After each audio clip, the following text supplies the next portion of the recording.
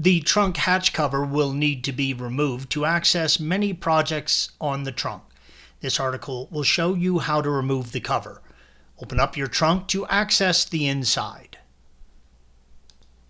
Use a trim removal tool to disconnect the driver's side inner trunk light from its housing, blue arrow.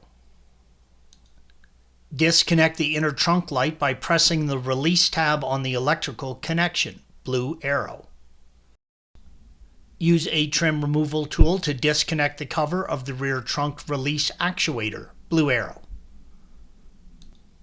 Remove the two T20 Torx screws inside the handle of the trunk light. Pull open the panel on the hatch cover, red arrow. Remove the two T20 Torx screws inside the panel, red arrows. Use a trim removal tool to disconnect both the inner trunk light and the trunk button on the passenger side, red arrow. There is one T20 Torx screw located inside the trunk button housing that you will need to remove, blue arrow. Disconnect the inner trunk light and trunk button by pressing the release tab on the electrical connection.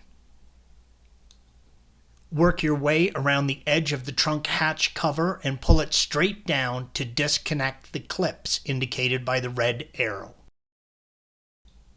Once off, you can set the trunk hatch cover aside. Be sure to check and replace any missing push clips.